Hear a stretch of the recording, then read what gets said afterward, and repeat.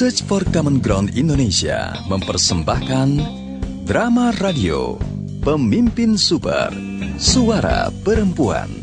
Kini zaman sudah berubah, perempuan bebas berekspresi, menggapai semua cita-cita, dan bahkan menjadi presiden. Kini zaman memang sudah berubah, biarkan perempuan berkreasi tentang keadaan di negeri ini, biarkan perempuan bersuara. Saudara, kembali kita berjumpa lagi dalam Pemimpin Super, Suara Perempuan. Kali ini dalam episode Istri Gugat. Kedai Suara memang senantiasa membicarakan segala sesuatu yang berkenaan dengan perempuan. Membahas bagaimana perempuan, apa yang dialami perempuan, dan bagaimana perempuan berjuang untuk mendapatkan keadilan, juga kesetaraan dan perlindungan. Banyak juga sih pro dan kontra dalam setiap obrolan di Kedai Suara ini, tapi tetap saja menarik. Kini Pak Sangga, salah seorang anggota komunitas, sedang gundah karena sebuah persoalan. Aduh, persoalan apa ya? Yuk kita dengar bersama. Biarkan perempuan bersuara, biarkan perempuan bersuara, biarkan perempuan bersuara.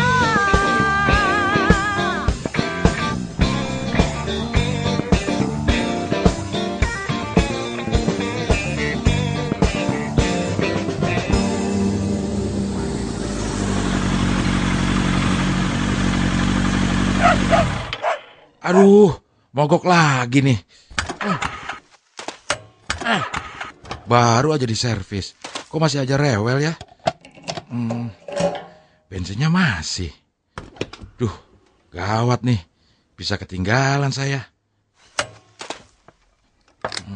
Businya masih bagus.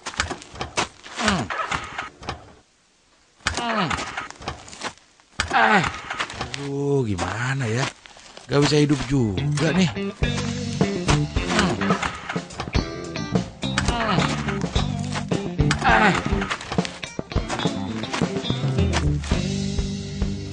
Oh, Pak Sangga itu ya? Sampai berkeringat begitu nyetar motornya. Hehehe, kasihan juga. Alah, motor sudah rentah, letih, lelah, minta dipensiun. Masih saja dipakai. Pak Sangga, Pak Sangga. Aduh, Pak Sangga, kan dia tinggal dorong saja. Kan sudah dekat. Loh, udah dekat loh. Sudah, dorong saja. Ayo, aku bantu dorong ya. Hati-hati, pelan-pelan. Maklum motor tua, memang harus sabar ya Pak Sangga. Loh, enak aja. Ini bukan motor tua, ini antik. Iya, antik. Apa tua? Tapi ini udah nggak keluar lagi loh produk yang kayak gini. Jadi ini langka ini. Ya jelas langka. Orang pabriknya saja sudah tidak ada kok. Tapi begini loh, motor ini semuanya masih orisinil, nggak ada yang KW. Orisinil. Jadi. Oke. Tapi sudah. Ayo, dorong saja yuk.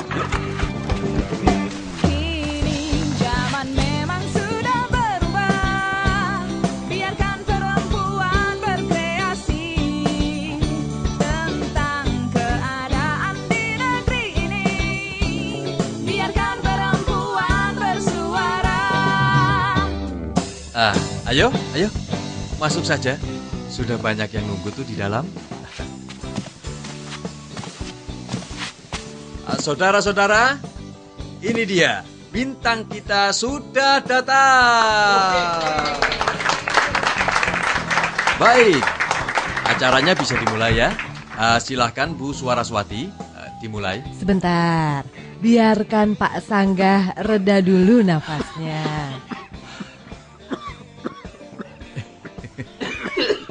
Sudah reda Pak Sangga? Wah, terus saja Bu. Kalau nunggu reda, nggak bakal reda nih tampaknya. Tapi kok saya malah penasaran dengan Pak Sangga ini. Ada apa sebetulnya, Pak? Tadi itu motornya mogok, Bu. Oh, ini pasti lebih dari sekedar motor mogok. Kalau cuma capek karena mogok, tidak begini bunyi nafasnya. Pasti ada sesuatu nih. Ini pasti ada sesuatu yang lebih prinsipil dari sekedar motor mogok. Iya kan Pak Sangga? Wah, begitu ya Bu Swaras. Jadi bunyi nafas bisa juga menentukan mana yang prinsip dan mana yang tidak toh. Ayo ngaku saja Pak Sangga, sedang dalam kondisi yang prinsip apa bukan? Ayo ngaku. Ketahuan juga ya. Makanya jangan salah menyetel wajah. Coba lihat wajah Pak Sangga lewat kaca ini nih. Nih, nyo. Wah, kok iya ya? Wajahku kok bermasalah ya? Makanya Pak, kita di kedai suara ini sudah sehati, satu hati kan? Apa-apa dirasa bersama. Susah ataupun senang, ya dibicarakan bersama. Nanti kita carikan jalan keluarnya juga bersama-sama. Ya kan bapak-bapak? Ini soal domestik, Bu. Hah? Wah, keren. Domestik. Tapi lalu apa artinya, dong? Ya masa saya harus bongkar aib saya sendiri? Santai saja Pak. Mumpung sekarang ini juga sedang musim saling bongkar aib kan? Tuh, banyak tuh di televisi. Begini loh, istri saya itu sekarang kok makin cerdas ya. Gawat ini nasib saya. Loh, kok malah ketawa? Lah iya, saudara ini aneh Pak Sangga. Istri semakin cerdas kok gawat. Lah saya kan jadi kalah cerdas, Pak. Ini kan menjebak namanya. Cerdas kok tidak dari dulu. Tapi begini Pak Sangga, kalau cerdasnya dari dulu, pilihannya apa ya Pak Sangga toh? Mesti yang lain ya gak? Jangan-jangan Bu Sangga memilih laki-laki lain untuk jadi pasangannya. Bu Sangga itu cuantik loh. Loh. Jadi maksud Pak Bijak, saya terpilih oleh istri saya menjadi suaminya itu karena dia itu nggak cerdas gitu, nggak cerdas dari dulunya. Wah ngenyek ini, ngenyek. Katanya temen. Lo kok ngenyek? Tapi kecerdasan itulah yang justru merepotkan, Pak. Loh kok repot? Kan mestinya ya bangga toh Pak. Ini yang salah dari pandangan laki-laki. Istri lebih cerdas, merasa rendah diri. Istri sukses, merasa tersaingi. Istri lebih banyak penghasilannya, ya merasa kalah pamor. Istri lebih aktif di organisasi, merasa ditinggalkan. Nah ini yang keliru. Ya kan Bu Swaras? Bener banget Pak Bijak. Kan di balik kesuksesan seorang suami, pasti ada peran istri yang sangat besar. Betul nggak? Dan di balik sukses seorang istri, ada suami yang sangat stres. Nah, ini yang mestinya diubah. Pandangan seperti ini nggak boleh diteruskan. Lah, kalau istri sukses, kan suksesnya tidak sendirian, Pak. Sama saja seperti para suami yang sukses. Istri sukses itu karena ada suami yang mendukung kegiatannya. Ada suami yang memberinya kelonggaran untuk bergerak di luar rumah dan mau mengambil alih tugas penting yang memang bisa diambil alih. Gitu loh. Iya. Seperti di sinetron yang kemarin malam kita tonton itu loh Pak Sangga. Ingat nggak? Ibunya sedang merias dandani manten, ayahnya ngomong balita mereka.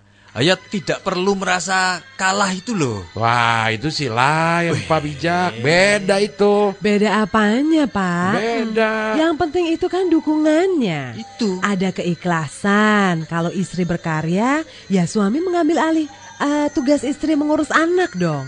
Anak itu kan buah cinta mereka. Suami istri kan? Ya, kalau istri bekerja sebagai TKI, karena memang jauh, ya mau nggak maulah anak-anak diasuh oleh bapaknya. Tapi kalau sama-sama ada di sini, kok rasanya kurang srek ya? Melakukan pekerjaan perempuan, ngepel, masak, cuci-cuci, kurang gagah gitu. Lah, nggak maco. Ini yang disebut egois Pak Sangga. Dalam soal ekonomi, maunya dibantu istri. Tetapi dalam soal kerjaan domestik, merasa gengsi. Sudah. Ada yang lebih penting nih Pak, daripada kita ngeributin soal itu. Soal istri lebih pinter, lebih besar penghasilannya, atau lebih populer. Toh bukan berarti lalu si istri yang menjadi kepala keluarga kan? Yang jadi kepala keluarga kan ya tetap suami toh Pak. Jadi tetap gagah dan tetap berwibawa gitu loh Pak Sangga. Kecuali nih Bu, kecuali si suami ini nganggur. Ya jatuh harga dirinya Bu. Iya bener. Nah, dalam kasus cerdasnya Bu Sangga ini, mestinya Pak Sangga bangga dong. Wah, bangga gimana? Bahaya dong. Bisa kebongkar lebih banyak aib saya nanti. Memang ada apa sih dengan Bu Sangga? Ini Bu, karena kecerdasannya bertambah, tuntutannya juga makin tambah. Misalnya Pak Sangga, misalnya. Masa istri saya minta saya menandatangani MOU anti poligami? Menarik. Terus Pak, terus? Ya bahaya Bu, tertutup dong peluang saya. Oh, jadi begitu. Maksudnya nih tertutup peluangnya untuk berbuat selingkuh gitu ya. Tapi ini pasti bukan soal selingkuh saja. Ini kan soal bagaimana Bu Sangga terlindungi hak-haknya, ya kan? Sebagai perempuan, sebagai istri, sebagai ibu. Benar nggak? Hak? Lah kok cuma hak istri saya aja? Lah hak saya gimana? Bahaya ini. Benar nggak saudara? Hei supporter, mana suaranya? Tenang, saudara-saudara, tenang. Tuh kan, sama persoalannya. Bapak cuma berpikir bahayanya bagi diri sendiri. Lah bahayanya bagi istri Bapak kok nggak dipikirkan? Loh.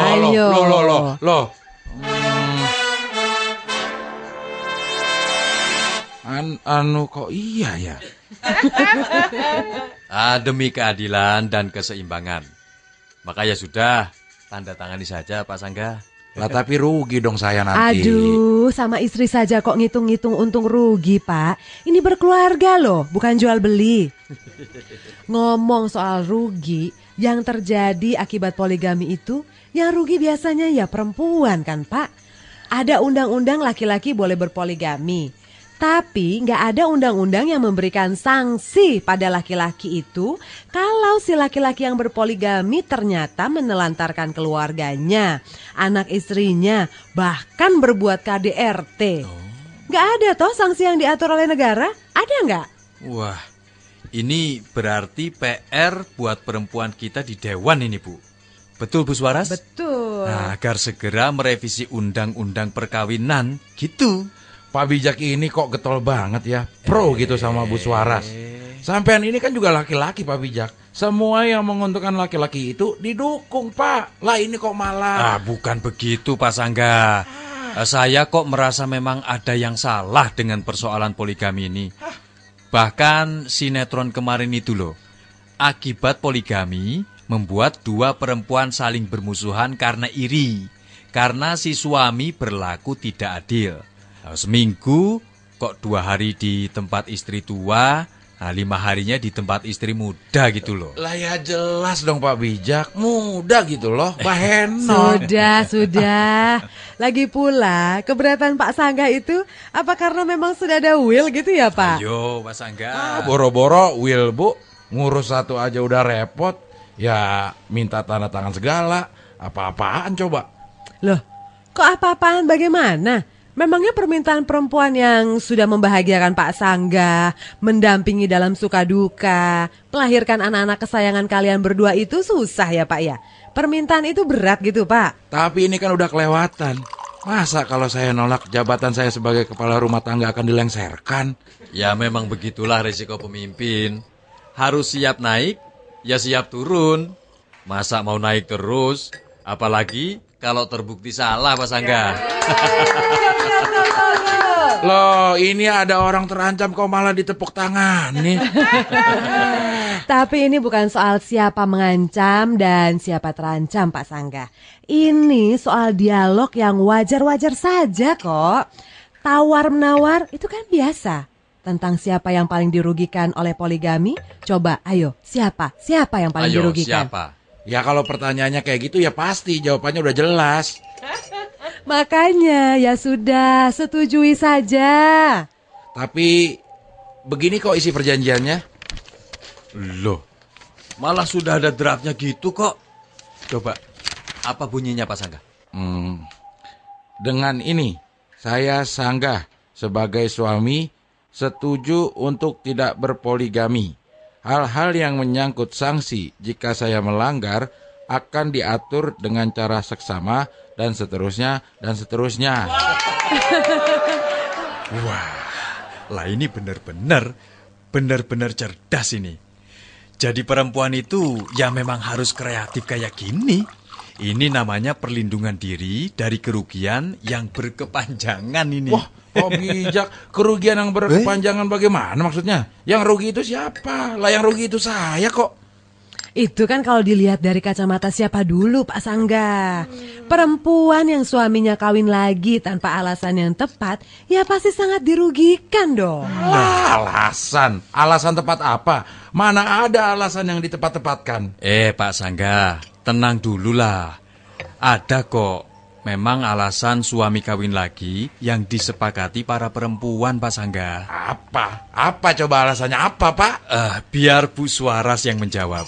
Ayo Bu, sebagai perempuan, Ibu pasti punya jawaban Bu. Kapan mengizinkan dan tidak mengizinkan suami kawin lagi Bu? Ya, begini ya. Sebagai perempuan, suara saya tentu tidak objektif. Tapi kenyataan yang sering kita lihat itu, perempuan memang berhati lembut. Begini Pak Sangga, Pak Bijak. Iya Bu. Sebenarnya, tidak ada perempuan yang rela untuk berbagi suami. Tetapi demi cintanya pada suami, ada juga perempuan yang rela suaminya kawin lagi. Misalnya, ketika perempuan ini dalam kondisi sakit, dia tidak berdaya untuk menjadi istri yang sebenar-benarnya istri. Maksud Bu Suaras, tidak bisa menjalankan perannya sebagai pasangan begitu Bu? Ya, bisa dibilang begitu. Nah, saking cinta dan sayangnya pada suami, daripada suami jajan di luar, kan lebih baik menikah lagi toh. Nah, Wah, kalau begitu, kalau istri sehat walafiat, berarti tertutup kesempatannya dong. Masa cuman itu aja alasan yang membuat perempuan rela? Ada lagi kali Bu? ada lagi Pak. Apa? Misalnya perempuan yang dinyatakan mandul oleh dokter karena rahimnya sudah diangkat gara-gara penyakit. Biasanya mereka ikhlas loh, suaminya kawin lagi. Ini perempuan yang hebat ini, mengizinkan suami memiliki generasi penerus, Pak. Hebat-hebat apa, Pak? Bu Suharas. Tujuan pernikahan itu kan bukan cuma sekedar seks dan punya anak toh. Ada yang lebih mulia. Sudah. Jadi bagaimana Pak Sangga? Soal MOU tadi itu bagaimana? Ayo. Jadi harus tanda tangan nih saya. Oh ya terserah, itu kan hak Pak Sangga. Kan sudah jelas. Kalau tanda tangan itu artinya apa? Kalau tidak ditanda tangan artinya apa? Lah, memang apa artinya? Artinya, kalau menolak, kedudukan saudara sebagai pemimpin rumah tangga pasti akan dilengser paksa. Ya udah sini, saya tanda tanganin. Itu terpaksa namanya. Soalnya kan saya tidak melanggar hukum. Bukannya malah ada aturannya, laki-laki boleh berpoligami.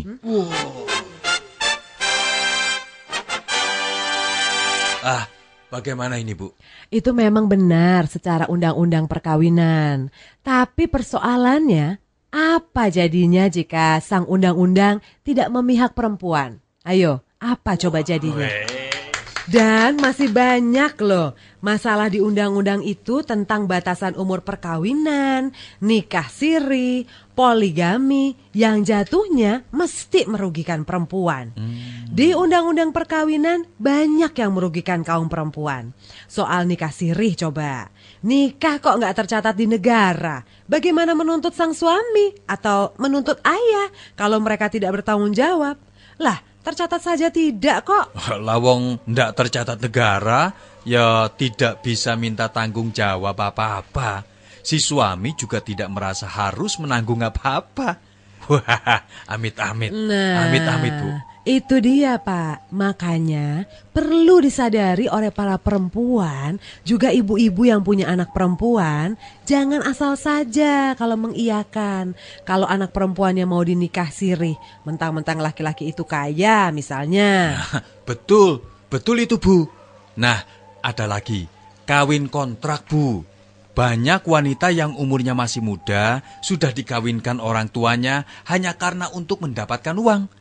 Ya memang lumayan sih, kontrak kawin seminggu bayarannya 7 juta, Bu. Oh ya? Padahal setelah itu anaknya jadi janda karena ditinggal suaminya, Bu. Itulah Pak, kita harus prihatin pada praktek-praktek kawin siri dan juga kawin kontrak ini. Kalau dari hasil kawin kontrak kemudian perempuan itu hamil, apa yang akan terjadi coba? Ya terus melahirkan, Bu. Setuju, setuju Nah Pak Sangga. iyalah, tapi segala kewajiban terhadap anak yang dikandungnya harus dipikulnya sendiri kan?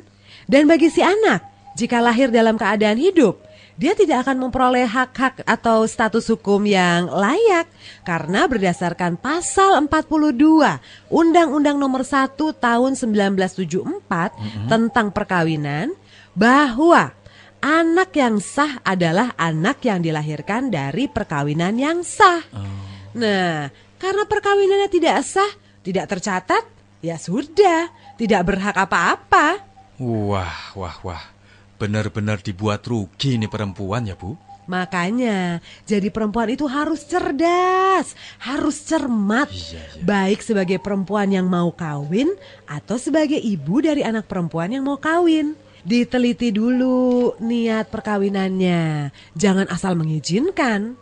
Belum lagi kalau kita bicara tentang batasan usia perkawinan. Gimana itu, Bu? Nah, anak perempuan itu umur 16 tahun sudah boleh dinikahi kan ya? Iya. Kenapa nggak disamakan saja jadi 19 tahun? Biar sama seperti anak laki-laki. Apa ini nggak termasuk nikah dini? Lah 16 tahun itu kan lulus SMU saja belum. Wah, ini beda, Bu. Ini beda. Beda sama Apanya yang gambaran beda? pemikiran orang soal nikah dini. Maksudnya gini loh, Bu. Nikah dini itu kan agar tidak terjadi seks bebas. Jadi lebih baik anak-anak itu dinikahkan saja, gitu, Bu. Wah, itu sih jalan keluar zaman kuda gigit besi, Pak. Kuno. Kadaluarsa bener kalau ini. Itu belum seberapa. Belum lagi masalah nikah beda agama hingga soal mahar. Nikah siri misalnya menyebabkan perempuan tidak memiliki kekuatan hukum. Ini tidak dilarang, padahal jelas merugikan perempuan. Apalagi soal poligami. Coba kalau sampean tukar tempat jadi ibu sanggah. Sudah sepenuh jiwa raga dengan cinta tanpa kenal lelah mengurus membesarkan anak-anak dan juga menjaga rumah tangga. Tiba-tiba suami bilang mau kawin lagi. Ayo jujur, gimana rasanya? Pahit nggak? Sakit nggak? Terus gimana, Bu? Jadi Undang-Undang Perkawinan Nomor 1 Tahun 1974 itu jelas sudah banyak yang tidak sesuai dengan situasi saat ini, Pak. Pak Bijak, maka please deh, ini soal besar negara loh. Lah kalau begitu, wakil perempuan di DPR mesti peduli nih. Piye toh? Ayo, demi kepentingan perempuan sendiri kan? Ya mudah-mudahan. Mereka yang di Dewan kan memang ada untuk memperjuangkan kepentingan kaum perempuan. Untuk berjuang di kalangan internal Dewan dulu. Kan suara perempuan di Dewan nggak banyak toh, Pak? Biar ndak banyak, kalau memang demi kepentingan perempuan Indonesia, mesti onward no retreat. Maju terus, pantang mundur. Keren bahasamu Pak Bijak. Mesti. Betul itu. Karena itu, ayolah perempuan di Dewan harus bertindak nih. Bersuara keras dan lebih nyaring lagi. Persis. Dan jangan lupa, upaya perempuan kita di Dewan juga harus didukung oleh kita-kita di luar ini. Jadi apa saya nunggu amandemennya dulu aja nih, baru MOU ini ditandatangani, gitu. Boleh, asal ya itu tadi, mau dilengser paksa. Ya udah, atas nama kecintaan saya atas istri saya, walau undang-undangnya membolehkan, saya berjanji akan mendahulukan hukum keadilan. saya akan tanda tangan. Pinjem pulpennya. Kini zaman memang sudah berubah. Biarkan perempuan berkreasi tentang keadaan di negeri ini. Biarkan perempuan bersuara. Saudara, Pak Sanggah yang ngeyel saja akhirnya bersedia menandatangani MOU untuk tidak berpoligami. Banyak perempuan yang diam namun makan hati berulam jantung ketika suami yang didampingi sepenuh hati dalam suka dan duka, ketika hidup masih penuh meminta perjuangan, ternyata ketika sukses, semua kehidupan yang beraneka rasa manis, pahit, asam, dan getir seolah-olah tak berarti apa-apa. Semoga perjuangan perempuan kita di Dewan semakin gigih dalam membela kepentingan kaumnya. Semoga akan lahir aturan atau perundangan baru yang menjadi benteng perlindungan bagi perempuan yang sering dibuat merasa tak berdaya. Andai toh ada aturan laki-laki boleh berpoligami, tapi kan harus disertai alasan yang memang disepakati sebagian besar para perempuan. Ide Bu Sanggah meminta suaminya menandatangani surat perjanjian tidak akan berpoligami membuat kedai suara makin hangat dikunjungi orang. Isu apa lagi ya yang akan muncul di kedai suara berikutnya? Sampai jumpa di kedai suara berikutnya. Perempuan harus bersuara, harus berdaya. Pemimpin Super Suara Perempuan dipersembahkan oleh Search for Common Ground Indonesia. Naskah ditulis oleh Pri GS, didukung oleh Abdel Akhrian, Marsi Sahulata, Jody Masardi, Desire, Nuning Purnama, teknik montase dan sutradara Edi Sulistyo. Sampai jumpa. Biarkan